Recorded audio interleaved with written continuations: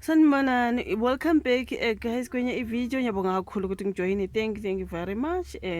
Please kindly subscribe mangaba ka subscribe, like i-video, ushare i-video as well as ubuka ama-ads ke. Asibuyeleni odabeni lwabo bhuti ababili abakandimande. Ukuthi umeli wabo ke you guys ukhala ngokuqina kwesandla lapha ngase-Kokstad. Sezwa ngithi ukuthi they were transferred to eBhongweni.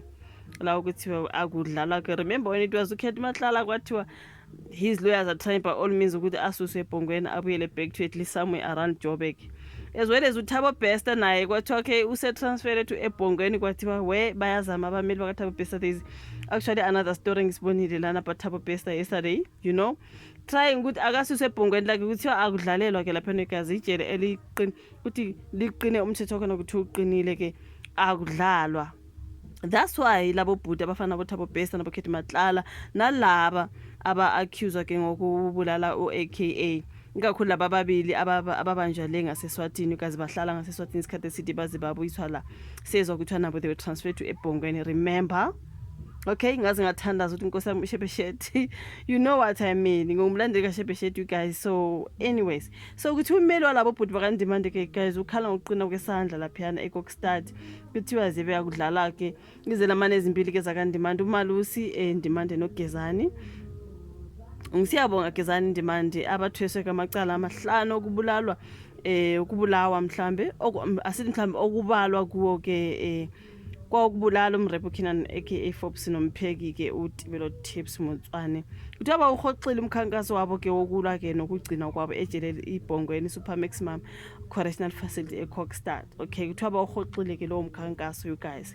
Kunalokho ke sebehlosa ukufaka isicelo sebail ke. So inhloso yokufaka isicelo sebail kwakuyisinqumo somzuzu wokugcina ke sabamangalelwa abalandwa le ngaseSwatini you guys ngasekupheleni kwa-2025. Okay, ngesikhathi bevele enkantolo eMantshi yaseThekwini ngolwesithathu ekuseni, umeli wabo uMnumzane uSibusiso Dlamini uye wacela inkantolo ukuthi ikhiphe isinqumo sokuthi bagcine ejele elase-Westville amasonto amabili ukuze bakwazi ukuqedelela kahle ke inqubo yabo yemihlangano yabo kwazise iqinile imithetho laphiyana eBhongweni.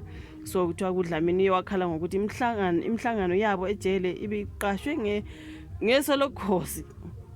Wathi yena ube nenhlanhla yokuhlangana nabo imizuzu nje 045.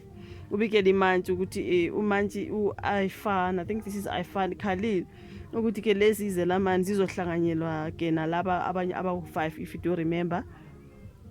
Kahle kahle bawu7 laba bawu2 because babanjelwa le ngaseSwatini, abawu5 babanjelwa la. So ukuthi bazohlanganyela ke nalaba abanye abahlanu if you do remember them. Ulindo kuhle Thabani Mkhwanazi, uLindani Zenzele Ndimande, uSiyanda Edimiyeza, Umuzwe Themba Gwabeni noLindo kuhle Ndimande enkantolo enkulu yaseThekwini.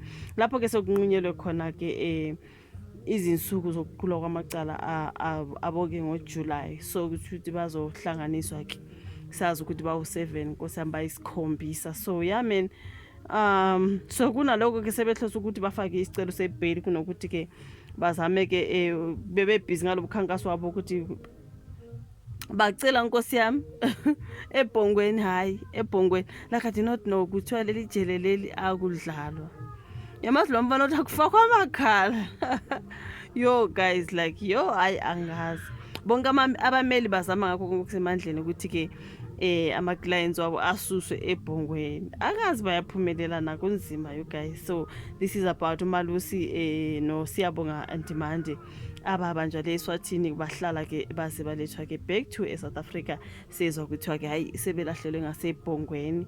So kuthiwa kunzima, even uKhethi Matlala khumbula abameli bakhe kwakuthiwa ukuthi bathi kunzima ukucommunicate naye ngoba sincane isikhathi asiphiwayo sokuphumela ngaphandle.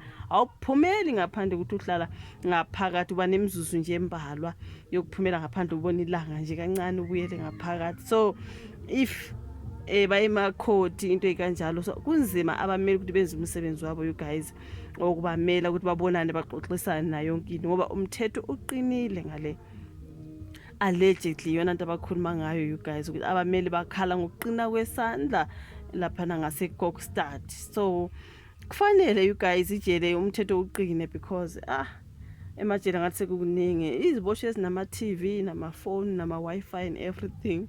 Awuqiniswe nje ngempela umthetho because what do you mean? Okay, so yeah, ngiyabonga ukuthi buka ivideo sizolalela ke udaba luka abobhuti ababili bakwandimanda. Okay, sizoqhubeka simamele ukuthi izohamba njani indaba yabo. Ngiyabonga kakhulu ukuthi ubuka ivideo, ulike, usubscribe, ushare, sibonane futhi kwezayo. Bye.